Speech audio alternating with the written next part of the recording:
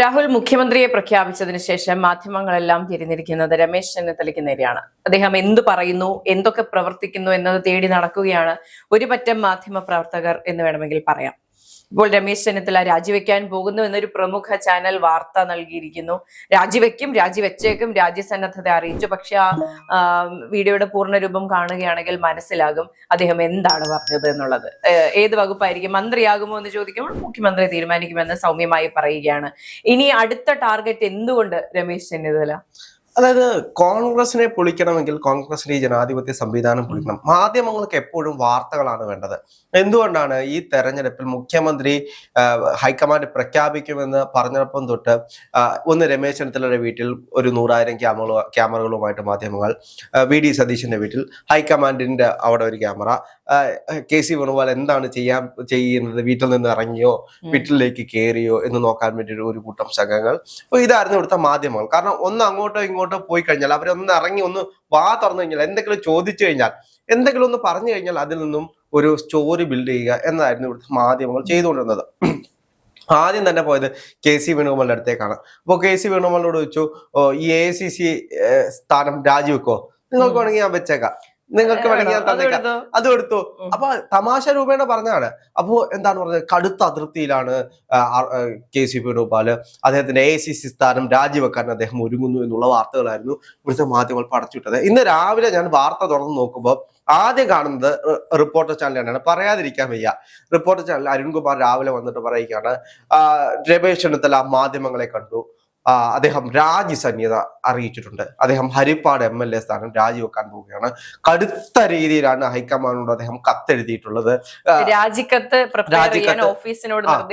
ഓഫീസിൽ രാജിക്കത്ത് എഴുതി കൊടുക്കാൻ പറഞ്ഞു. ഹൈക്കമാൻഡിനോട് അടുത്ത അതിർത്തി പറഞ്ഞു, രാജിവെക്കാൻ പോകുന്നു. അങ്ങ് അടിച്ചു പിടിക്കുകയാണ്. അതില് രമേശ് ചെന്നിത്തല എന്താണ് പറഞ്ഞത് മാധ്യമങ്ങളോട്? അദ്ദേഹം പറഞ്ഞത്, സതീശന് എല്ലാവിധ പിന്തുണയും ഞാൻ നൽകുന്നു, ഹൈക്കമാൻഡിന്റെ തീരുമാനം ഞാൻ പൂർണ്ണമായി സ്വാഗതം ചെയ്യുന്നു എന്ന് പറഞ്ഞാണ് സംസാരിച്ചു തുടങ്ങുന്നത്. എന്നിട്ട് അദ്ദേഹം പറയുന്നുണ്ട്, സതീശന് നിങ്ങൾ എല്ലാവരും സതീശന് കൃത്യമായിട്ട് സപ്പോർട്ട് കൊടുക്കണം, ജനങ്ങളുടെ സപ്പോർട്ട് ഉണ്ടാകണം, മന്ത്രിമാരുടെ സപ്പോർട്ട് ഉണ്ടാകണം, MLA മാരുടെ സപ്പോർട്ട് ഉണ്ടാകണം, എല്ലാം പറഞ്ഞതിന് ശേഷം അദ്ദേഹം പോകാൻ ഒരുങ്ങിയപ്പോൾ മാധ്യമപ്രവർത്തകർ ചോദിച്ചു, അങ്ങ് ആഭ്യന്തരമന്ത്രി ആകുമോ, മന്ത്രിസഭയിൽ ഉണ്ടാകുമോ എന്ന് ചോദിച്ചു. അപ്പൊ മന്ത്രിസഭയിൽ ഉണ്ടാകുമോ എന്ന് ചോദിച്ചപ്പോൾ അദ്ദേഹം പറഞ്ഞു, അതെല്ലാം തീരുമാനിക്കേണ്ടത് മുഖ്യമന്ത്രിയാണ് എന്ന് പറഞ്ഞ് മാധ്യമങ്ങളെ തള്ളി മാറ്റി അദ്ദേഹം പോകുന്ന കാഴ്ചയാണ് നമ്മൾ കണ്ടത്. ഇന്നലെ എന്താണ് കണ്ടത്? ഇന്നലെ ഉച്ചയ്ക്ക് ശേഷം മാധ്യമങ്ങളെല്ലാം ഫ്രണ്ടിൽ നിൽക്കുന്നുണ്ട്, അദ്ദേഹം പുറകുവശം വഴി പോയി, അല്ലെങ്കിൽ മാധ്യമങ്ങളെ ഫേസ് ചെയ്യേണ്ട ഒരു അവസ്ഥ വരും. ഇപ്പോ രമേശ് ചെന്നിത്തല എന്ന് പറയുന്ന ഒരു ജെന്റിൽമാൻ, ഞാൻ രാഷ്ട്രീയത്തിൽ അദ്ദേഹത്തെ ഒരു ജെന്റിൽമാൻ ആയിട്ടാണ് കാണാൻ ഉദ്ദേശിക്കുന്നത്. കാരണം എല്ലാവരും വായിൽ തോന്നിയത് കൊതയ്ക്ക് പാട്ട് എന്ന് പറയുന്ന രീതിയിൽ സംസാരിക്കുന്ന ഒരുപാട് നേതാക്കന്മാരുണ്ട്. അവർക്ക് എന്താണോ അഭിപ്രായം പറയാനുള്ളത് അതെല്ലാം തുറന്ന് പറഞ്ഞ് പാർട്ടിയെ താറടിച്ച് കാണിക്കുന്ന രീതിയിലുള്ള നേതാക്കന്മാരെ വരെ നമ്മൾ ഈ സംഘടനാ സംവിധാനത്തിൽ കണ്ടിട്ടുണ്ട്. പക്ഷേ രമേശ് ചെന്നിത്തല എന്ന് പറയുന്ന നേതാവ് ഒരക്ഷരം കൊണ്ടുപോലും പാർട്ടിയെ ഒന്ന് വേദനിപ്പിക്കാൻ തയ്യാറാവാത്ത ഒരാളാണ്. ഈ മുഖ്യമന്ത്രി പ്രഖ്യാപനം ഏറ്റവും അർഹനായിരുന്ന ഒരാളാണ്. തന്നെ മാറ്റി നിർത്തുമ്പോൾ ഇതുവരെ മുഖ്യമന്ത്രി ആയിട്ടില്ലാത്ത ഒരാൾ, ഇതുവരെ മന്ത്രി ഇല്ലാത്ത ഒരാൾ, അത്രയ്ക്ക് പറയാൻ വേണ്ടിയിട്ട് ക്രെഡിബിലിറ്റികൾ ഇല്ലാത്ത ഒരാൾ, രമേശ് ചെന്നിത്തലയെ സംബന്ധിച്ച് ഏറ്റവും ചെറിയ പ്രായത്തിൽ, എനിക്കൊന്ന് 37-ാമത്തെ വയസ്സിൽ മന്ത്രിയായ ഒരാളാണ്, ചെറിയ പ്രായത്തിൽ തന്നെ MLA ആയ ഒരാളാണ്, ദേശീയ തലത്തിൽ നേതാവായിരുന്ന ഒരാളാണ്. അപ്പോ രമേശ് ചെന്നിത്തലയെ പോലുള്ള ഒരാളെ മാറ്റി നിർത്തി വി.ഡി. സതീശനിലേക്ക് വരുമ്പോൾ സ്വാഭാവികമായിട്ട് അദ്ദേഹത്തിന് വിഷമം ഉണ്ടാവും. അദ്ദേഹത്തിന് കിട്ടേണ്ട ഒരു പദവിയായിരുന്നു. അതിനെല്ലാം അപ്പുറത്തേക്ക് അദ്ദേഹം അത് സ്വാഗതം ചെയ്യുകയാണ് ചെയ്തത്. അതെ, എല്ലാ കാലത്തും മാറ്റി നിർത്തപ്പെടുന്ന ഒരു വ്യക്തിയാണ്. ഞാൻ 2 ദിവസങ്ങൾക്ക് മുൻപ് ഒരു ഫേസ്ബുക്ക് പോസ്റ്റ് കാണുകയായിരുന്നു. അത് എനിക്ക് ഈ പറഞ്ഞ മുഖ്യമന്ത്രി പ്രഖ്യാപനത്തിന് മുൻപ് തന്നെയാണ് ഈ ഫേസ്ബുക്ക് പോസ്റ്റ് കാണുന്നത്. ഒരാൾ എഴുതിയിരിക്കുകയാണ്, ഈ 3 പേരും തമ്മിലുള്ള കടിപിടിയിൽ ആദ്യം പുറകിലേക്ക് കാല് വെക്കാൻ പോകുന്ന വ്യക്തി രമേശ് ചെന്നിത്തല തന്നെയായിരിക്കും. എല്ലാ കാലത്തും രാഷ്ട്രീയ മര്യാദ പാലിച്ചിട്ടുള്ള, കടിപിടികൾ കൂടി പാർട്ടിയെ വെട്ടിലാക്കിയിട്ടില്ലാത്ത ഒരു വ്യക്തിയുടെ പേര് എന്ന് പറയുന്നത് രമേശ് ചെന്നിത്തല തന്നെയാണ്. അദ്ദേഹമായിരിക്കും ആദ്യം ശരി എന്നാൽ ഞാൻ മാറി നിൽക്കാം എന്നുള്ള തീരുമാനത്തിലെത്തുന്നതും ആദ്യം സംയമനത്തോടെ കാര്യങ്ങൾ ഡീൽ ചെയ്യുന്നതും അദ്ദേഹമായിരിക്കും എന്നുള്ളൊരു നെടുനീളൻ പോസ്റ്റാണ്. അത് വായിക്കുമ്പോൾ ശരിക്കും സത്യമാണെന്ന് തോന്നും. പല സാഹചര്യങ്ങളിലും അദ്ദേഹത്തെ മാറ്റി നിർത്തിയ സാഹചര്യം ഉണ്ടായിട്ടുണ്ട്. അപ്പോഴെല്ലാം പാർട്ടിയെ പ്രതിരോധത്തിലാക്കി മറ്റ് മുന്നണിയിലേക്ക് പോകാനോ അല്ലെങ്കിൽ മറ്റൊരു പാർട്ടിയിലേക്ക് പോകാനോ അദ്ദേഹം തീരുമാനിച്ചിട്ടില്ല. അപ്പോഴും പാർട്ടിക്ക് വേണ്ടി തന്നെ പ്രവർത്തിച്ച ഒരു വ്യക്തി തന്നെയാണ്. ഇടയ്ക്ക് വെച്ച് രമേശ് ചെന്നിത്തലയ്ക്ക് പാർട്ടിയിൽ ഒരു പോസ്റ്റ് പോലും ഇല്ലായിരുന്നു. ഒരു കോൺഗ്രസ്സുകാരൻ എന്ന് പറയുന്ന ഒരു പോസ്റ്റ് മാത്രം ഉണ്ടായിരുന്ന ഒരു സമയം ഉണ്ടായിരുന്നു. അതായത് പ്രതിപക്ഷ നേതാവ് സ്ഥാനത്ത് നിന്ന് മാറ്റുന്നു, പിന്നീട് ഒരു പദവികളും ഇല്ലാതെ ഈ പാർട്ടിയിൽ നിന്ന ഒരാളാണ് രമേശ് ചെന്നിത്തല എന്ന് പറയുന്നത്. അപ്പം നമ്മൾ അംഗീകരിക്കണം, ചില കാര്യങ്ങൾ നമ്മൾ അംഗീകരിക്കണം. ഇപ്പോ അദ്ദേഹത്തിന്റെ മുഖം കാണുമ്പോൾ നമുക്ക് ചില വിഷമങ്ങൾ ഉണ്ടാവും. സ്വാഭാവികമായിട്ടും ഏതെങ്കിലും ഒരാൾ മാത്രമേ മുഖ്യമന്ത്രിയാവും. നമ്മളുടെ എല്ലാം മനസ്സിൽ ഒന്നെങ്കിൽ രമേശ് ചെന്നിത്തല അല്ലെങ്കിൽ വി.ഡി. സതീശൻ അർഹനാണ്. എന്തുകൊണ്ട് അർഹനാണ് എന്ന് ചോദിച്ചു കഴിഞ്ഞാൽ ഈ തെരഞ്ഞെടുപ്പിൽ രമേശ് ചെന്നിത്തലയേക്കാൾ കൂടുതൽ വി.ഡി. സതീശന്റെ നിലപാടുകൾക്ക് ജനം പിന്തുണ നൽകി. അദ്ദേഹം ഉണ്ടാക്കിയ ഇമ്പാക്റ്റിൽ ഒരു വലിയ ഷെയർ വോട്ട് UDF-ലേക്ക് വന്നിട്ടുണ്ട്. അതുകൊണ്ട് വി.ഡി. സതീശൻ പറഞ്ഞതുകൊണ്ട് മാത്രം, ചില കാര്യങ്ങൾ പറഞ്ഞതുകൊണ്ട് മാത്രം വോട്ട് ചെയ്ത ജനങ്ങളുണ്ട്. അതായത് വണ്ടി മോഡിഫൈ ചെയ്യുന്ന കാര്യം, അദ്ദേഹം ചെറിയൊരു ബൈറ്റ് ക്ലിപ്പ് മാത്രമാണ്.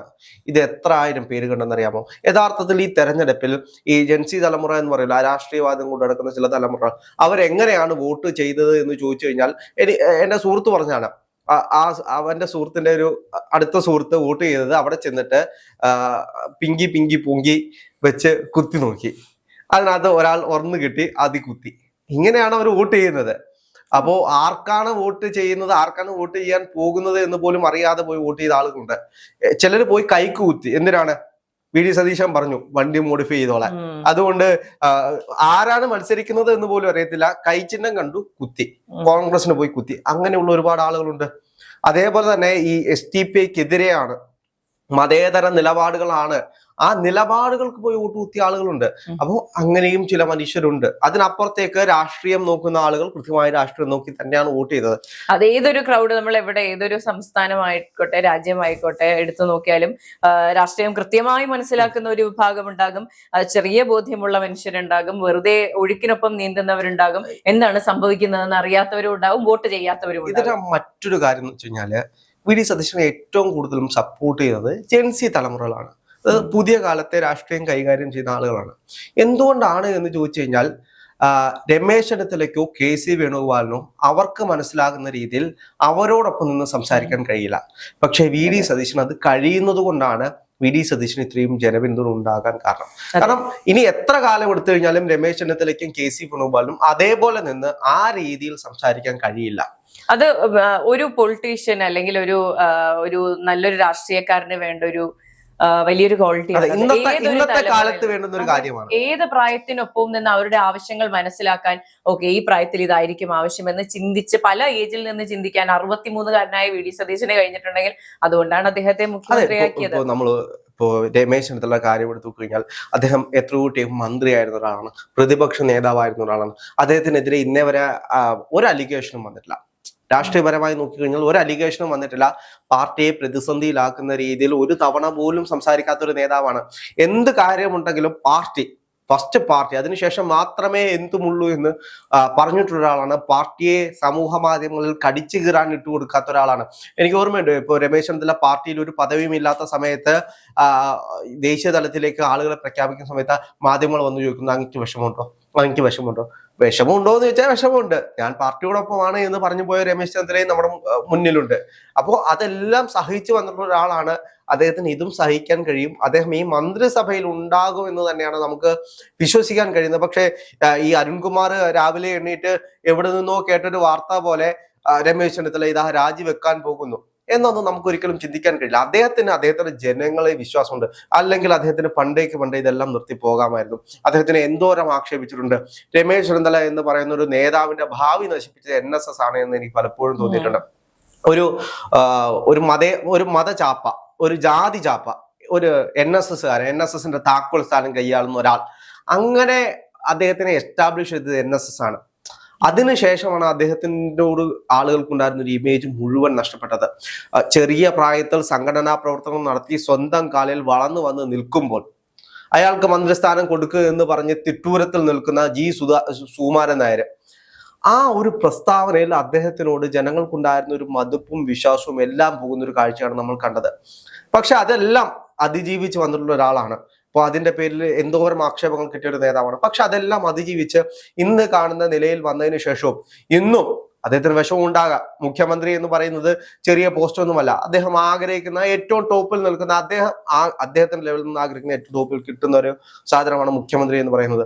ഇത്രയും വർഷം പണിയെടുത്തത് ചിലപ്പോൾ അതിന് വേണ്ടിയിട്ടായിരിക്കാം. അപ്പോ അത്രയും ഓടിയതിനു ശേഷമാണ് അറിയുന്നത് കപ്പ് കിട്ടില്ല, വേറെ ആരോ കൊണ്ടുപോയി.